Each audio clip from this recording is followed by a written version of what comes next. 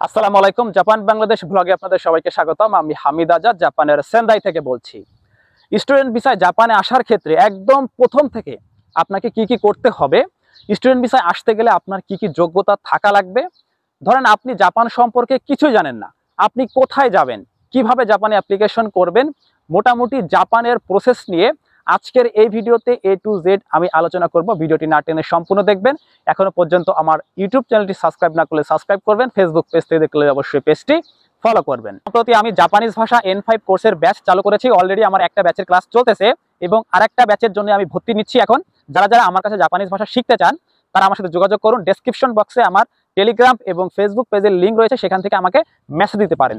সম্পূর্ণ জাপানিজ নিহঙ্গ গাক্কোতে মানে Japanese language স্কুলে যেভাবে শেখানো হয় এবং যে বই দিয়ে পড়ানো হয়, আমি আমার ক্লাসে সেই বইগুলো দিয়ে আপনাদেরকে পড়াবো এবং জাপানে এসে কিভাবে জাপানিজ ভাষায় কথা বলবেন আমার কোর্সে আমি সম্পূর্ণ সেইভাবে আপনাদেরকে পড়ানোর চেষ্টা করব। ধরেন আপনি জাপানের ক্ষেত্রে নতুন, কিন্তু জাপানে আসতে চান স্টুডেন্ট ভিসায়, সেক্ষেত্রে প্রথম যে ধাপটা আপনাকে পার করতে হবে সেটা হচ্ছে বাংলাদেশ থেকে আপনাকে অন্ততপক্ষে এইচএসসি পাশ করতে হবে। অনেকে আমাকে প্রশ্ন করে যে ভাই আমি কি এসএসসি পাশ করে জাপানে আসতে পারবো? না, আপনাকে স্টুডেন্ট ভিসায় আসতে হলে অবশ্যই এইচএসসি পাশ করতে হয়। অনেকে আরেকটা প্রশ্ন করে যে ভাই আমি মাদ্রাসা থেকে পাশ করছি, মানে এইচএসসি সমমানে পাশ করছি, আমি কি আসতে পারবো কিনা? হ্যাঁ, আপনি আসতে পারবেন। অনেকে ডিপ্লোমা করে, সেক্ষেত্রে তারা প্রশ্ন করে যে ভাই আমি ডিপ্লোমা করছি এসএসসির পরে, সেক্ষেত্রে কি আমি জাপান স্টুডেন্ট ভিসায় আসতে পারবো? হ্যাঁ, আপনি সেক্ষেত্রেও আসতে পারবেন। সেক্ষেত্রে ডিপ্লোমা যে সার্টিফিকেট আছে সেই সার্টিফিকেট শো আপনাকে করতে হবে এবং এইচএসসি সার্টিফিকেট আপনাকে শো করতে হবে এবং আপনি যে মাদ্রাসা থেকে পাশ করছেন সেই সার্টিফিকেট আপনাকে শো করতে হবে। পাশাপাশি যারা অনার্স এবং মাস্টার্স কমপ্লিট করেছেন তারাও জাপানি স্টুডেন্ট ভিসায় আসতে পারবেন। সেক্ষেত্রে আপনি চাইলে ডিরেক্ট ইউনিভার্সিটিতে অ্যাপ্লিকেশন করতে পারেন অথবা জাপানের ল্যাঙ্গুয়েজ স্কুলে অ্যাপ্লিকেশন করতে পারেন। ধরে নিলাম আপনার কাছে এই সার্টিফিকেটগুলো আছে, এরপর আপনার কি করা উচিত? যেহেতু আপনি জাপানে আসবেন, সেক্ষেত্রে সর্বপ্রথম আপনাকে একটা এজেন্সির কাছে যেতে হবে। বাংলাদেশে অনেক এজেন্সি রয়েছে যারা জাপানের স্টুডেন্ট ভিসা নিয়ে কাজ করে। অন্ততপক্ষে 5 থেকে 10টা এজেন্সির কাছে গিয়ে তাদের সাথে কথা বলেন জাপান সম্পর্কে, যে জাপান সম্পর্কে তারা আপনার কি তথ্য দেয়। অবশ্যই এই এজেন্সিগুলোর কাছে যাওয়ার আগে আপনি জাপান নিয়ে যথেষ্ট ইউটিউবে ঘাটাঘাটি করবেন এবং তথ্য সংগ্রহ করবেন এবং এজেন্সির কাছে যাওয়ার পর দেখবেন আপনি যে তথ্যগুলো সংগ্রহ করেছেন সেই তথ্যের সাথে তাদের সাথে তথ্যটা মিলতেছে কিনা। যদি মিলে যায় সেইভাবে আপনার পছন্দ মতো একটা এজেন্সিতে আপনি ভর্তি হয়ে নিলেন। এজেন্সিতে ভর্তি হয়ে গেলেন। এজেন্সিতে ভর্তি হওয়ার পর জাপানে আসতে গেলে আপনাকে সর্বপ্রথম যে জিনিসটা শিখতে হবে সেটা হচ্ছে জাপানিজ ভাষা। আপনি যদি জাপানিজ ভাষা না শেখেন তাহলে কিন্তু আপনি জাপানে এসে কোনো কুল কিনারা পাবেন না।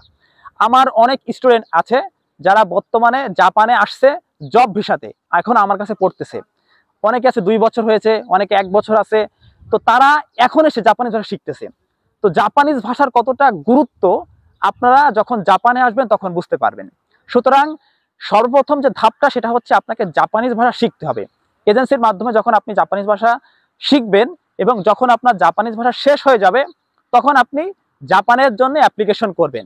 জাপানে অ্যাপ্লিকেশন করার 4টা সেশন রয়েছে। প্রথম হচ্ছে এপ্রিল, তারপরে হচ্ছে জুলাই, তারপরে হচ্ছে অক্টোবর এবং আরেকটা হচ্ছে জানুয়ারি। এই 4টা সেশনে চাইলে আপনি জাপানে অ্যাপ্লিকেশন করতে পারবেন। সেক্ষেত্রে আপনি ল্যাঙ্গুয়েজ স্কুলে অ্যাপ্লিকেশন করতে পারেন, ইউনিভার্সিটিতেও অ্যাপ্লিকেশন করতে পারেন। এখন যদি আপনার ল্যাঙ্গুয়েজ শেষ হয়ে যায় তখন আপনি এজেন্সির মাধ্যমে কাগজপত্র জমা দিবেন। জাপানে স্টুডেন্ট ভিসার ক্ষেত্রে কি কি ডকুমেন্ট সাবমিট করতে হয় যদি সংক্ষেপে একটু বলি। সর্বপ্রথম আপনার যে একাডেমিক সার্টিফিকেটগুলো রয়েছে এসএসসি এবং ইন্টারের, আর যাদের ডিপ্লোমা আছে ডিপ্লোমা সার্টিফিকেট কিন্তু আপনাকে এজেন্সির কাছে সাবমিট করতে হবে। পাশাপাশি আপনার জন্ম সনদ, পাসপোর্ট, পাশাপাশি আপনার যে স্পন্সর থাকবে সেই স্পন্সরের ব্যাংক স্টেটমেন্ট এবং স্পন্সরের যে ট্যাক্স সার্টিফিকেট সেটা কিন্তু সাবমিট করতে হবে।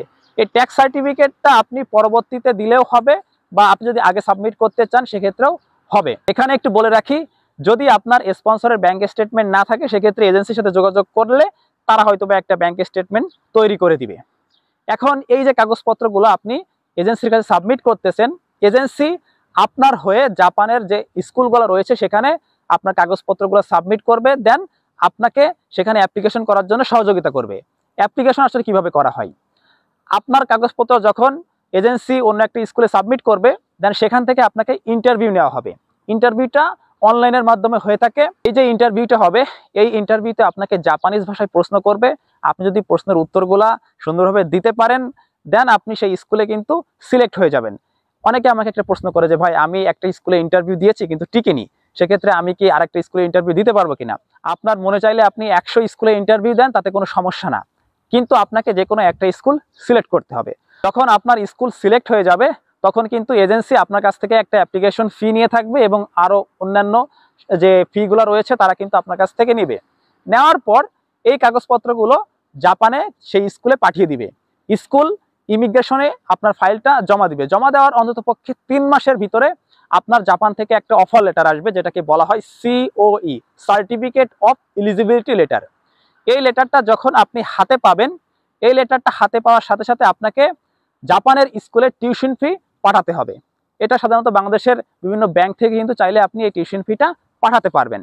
টিউশন ফি পাঠানোর পর আপনি যে জাপানে সেই স্কুলে টিউশন ফি পাঠিয়েছেন, সেই স্কুল থেকে আপনাকে কিছু ডকুমেন্টস দিবে যে আপনি যে টাকা পাঠিয়েছেন, পাশাপাশি আপনি যে সার্টিফিকেটগুলো পাঠিয়েছিলেন সেই সার্টিফিকেটগুলো কিন্তু আপনাকে ফেরত দিবে। এই যে ডকুমেন্টসগুলো আছে এবং বাংলাদেশে আরও কিছু ডকুমেন্টস দরকার হয়, সেই ডকুমেন্টসগুলো নোটারি করে আপনি এম্বাসির ডেট নেবেন। এখন যেহেতু VFS রয়েছে এবং VFS এর মাধ্যমে কিন্তু জাপান এম্বাসির অ্যাপ্লিকেশনগুলো নেওয়া হচ্ছে, সেক্ষেত্রে আপনি VFS এ অ্যাপ্লিকেশন করবেন। তারপর সেখান থেকে ডেট নেওয়ার পর VFS এ গিয়ে নির্দিষ্ট সময়ে আপনার ফাইলপত্র জমা দিবেন। জমা দেওয়ার পর যদি আপনার সবকিছু ফুলফিল থাকে এবং আপনার যদি বিশেষ করে সার্টিফিকেট থাকে, কারণ বর্তমানে কিন্তু JLPT সার্টিফিকেট ছাড়া ভিসা পাওয়ার রেশিওটা কিন্তু অনেকটা কমে গিয়েছে, সেক্ষেত্রে সবার কাছে অনুরোধ থাকবে JLPT পাস করে দেন আপনার অ্যাপ্লিকেশন করেন। JLPT পাস না করে আপনি যদি এম্বাসি ফেস করেন, সেক্ষেত্রে ভিসা পাওয়ার চান্সটা কিন্তু অনেকটা কম থাকবে। আপনি যে ভিসা পাবেন না বিষয়টা ওইরকম না, বাট এখন কিন্তু চান্সটা অনেক কমে গিয়েছে। তো আপনি যদি ভিসা পেয়ে যান, দেন আপনাকে কি করতে হবে?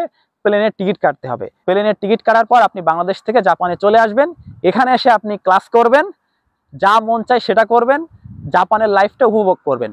এতক্ষণ আপনাদের সাথে আমি যে প্রক্রিয়াটা বললাম, এটা হচ্ছে জাপানে স্টুডেন্ট ভিসায় আসার প্রক্রিয়া।